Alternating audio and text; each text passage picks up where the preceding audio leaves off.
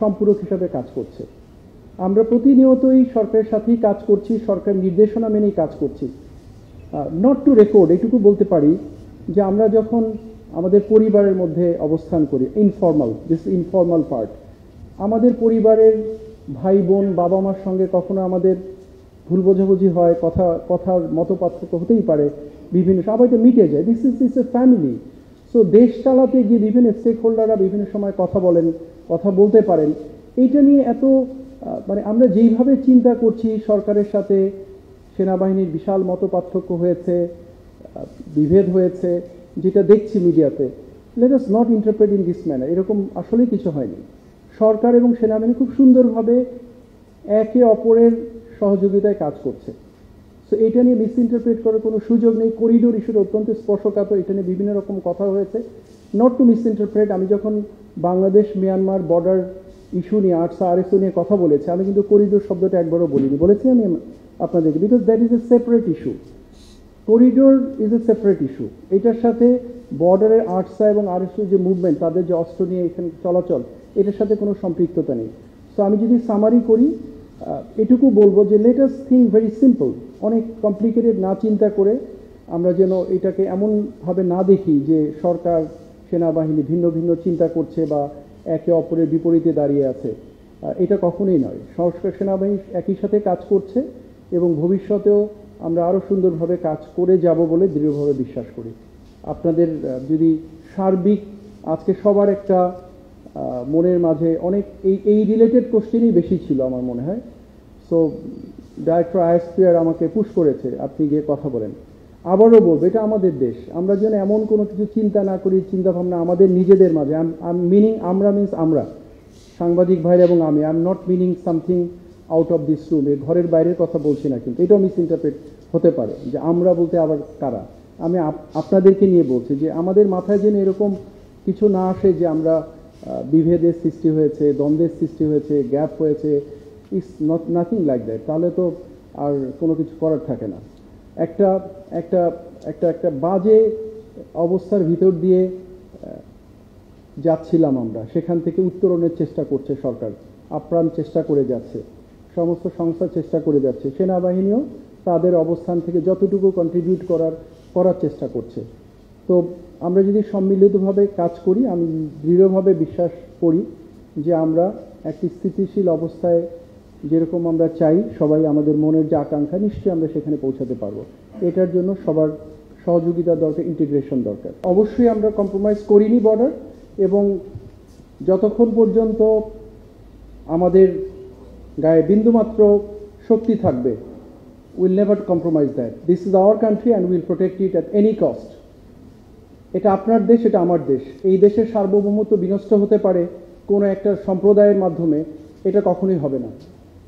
এটুকু আপনার উত্তর বলতে পারি। আর যদি আর একটু গভীরে যাই যে আরসা অস্ত্র নিয়ে আসছে, মুভমেন্ট করছে, সে ব্যাপারে অবস্থান কি? দেখুন, বাংলাদেশ মিয়ানমার বর্ডার একটা অত্যন্ত জটিল পরিস্থিতির মুখে আছে এখন। এখানে কোনো মিয়ানমারের যে সরকার, যেটা আমরা বলি, যেটা তাদের সেই সরকারের অস্তিত্ব বিলীনের পথে। আরাকান আর্মি রাখাইন স্টেটটা অলমোস্ট দখল করে নিয়েছে, 85 থেকে 90% দখল করে নিয়েছে, কিছু জায়গা বাদে। সো এখানে, এবং আরাকান আর্মিও তো একটা অথরাইজড সংগঠন নয়। সো এই জায়গাটাতে না আছে কোনো সরকারের অস্তিত্ব সেভাবে, না আছে আরাকান আর্মিকে স্বীকৃতি দেওয়ার মতো কোনো একটা অবস্থা। সো অল টুগেদার এই মুহূর্তে বাংলাদেশ মিয়ানমারের যে বর্ডার পরিস্থিতি, নিঃসন্দেহে এটা যে কোনো সময়ের তুলনায় সংবেদনশীল। তো সেক্ষেত্রে এই ধরনের কিছু আর্ম গ্রুপের মুভমেন্ট হওয়াটা অস্বাভাবিক কিছু নয়। বাট তার মানে এই নয় যে এটাকে আমরা স্বীকৃতি দিব, বা এটাকে আমরা দেখেও না দেখার ভান করবো, বা এটার ব্যাপারে আমরা পদক্ষেপ গ্রহণ করব না। এই ধরনের ভোলাটেল একটা পরিস্থিতি, এরকম মুভমেন্ট হতেই পারে।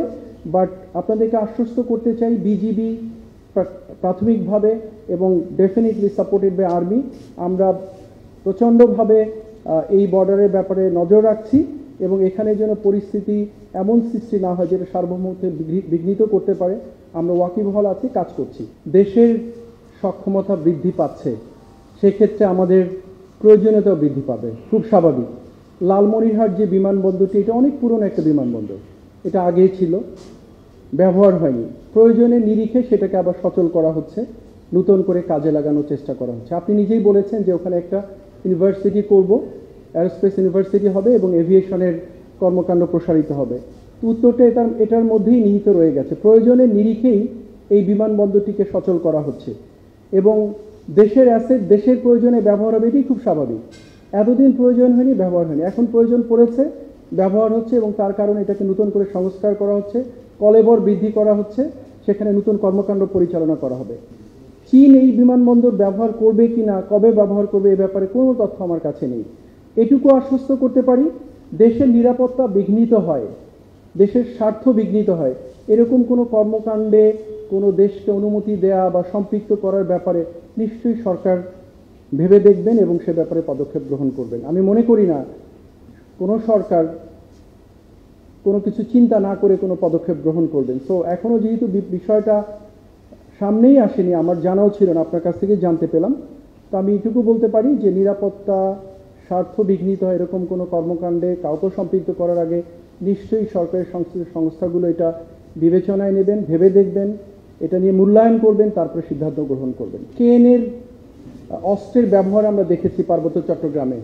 আমাদের আমি যদি ভুল না করে থাকি, বাই নাও আমাদের কয়েকজন সেনা সদস্য, এক্স্যাক্ট সংখ্যাটা আমার মনে নেই, অলরেডি কেএনএর দ্বারা আক্রান্ত হয়েছে, মৃত্যুবরণ করেছে, অনেক আহত হয়েছে। তো সেই প্রেক্ষাপটে নিশ্চয়ই এটা একটা ভালো খবর নয়। তো যেই 30,000 ইউনিফর্মের ছবিটা আমরা পেয়েছি, সাথে সাথেই আমি ব্যক্তিগতভাবে কথা বলেছি যে এটা আসলে ব্যাপারটা কি, এটা অবশ্যই আমাদেরকে জানতে হবে যে এই ইউনিফর্মটা আসলে কেএনএর বা কাদের জন্য তৈরি করা হলো। আমরা সেটা খুঁজে দেখার চেষ্টা করছি, ডিভিশন অলরেডি নিয়ে কাজ করছে। একটা জিনিস আপনাদেরকে বলতে চাই যে কেএনএ বম ভিত্তিক একটা সংগঠন, তাদের সঙ্গে হয়তো অন্যদের সম্পৃক্ততা হয়ে থাকতে পারে পরবর্তী সময়গুলোতে। টোটাল বম কমিউনিটির জনবলই হচ্ছে 12,000। সেই 12,000-এর মধ্যে ছোট বাচ্চা, আবাল, বৃদ্ধ, বনিতা সবাই শামিল। সেক্ষেত্রে এই 30,000 ইউনিফর্মেই কেএনএর কিনা সেটা অবশ্যই খুঁজে দেখার সুযোগ আছে। আমরা বিষয়টা অত্যন্ত সিরিয়াসলি নিয়েছি, বিকজ এটা আমাদের নিরাপত্তার সাথে ওতপ্রোতভাবে জড়িত। আমরা খুঁজে দেখছি এবং আপনাদেরকে নিশ্চিত করে বলতে পারি যে এটাকে আমরা খুব হালকাভাবে নিইনি। আমরা দেখছি, খুঁজে দেখছি এবং সে ব্যাপারে যতটুকু ব্যবস্থা গ্রহণ করার অবশ্যই আমাদের পক্ষ থেকে, যেটা আমাদের দায়িত্বের ভিতরে পড়ে, নিশ্চয়ই আমরা সেটা নিয়ে কাজ করব।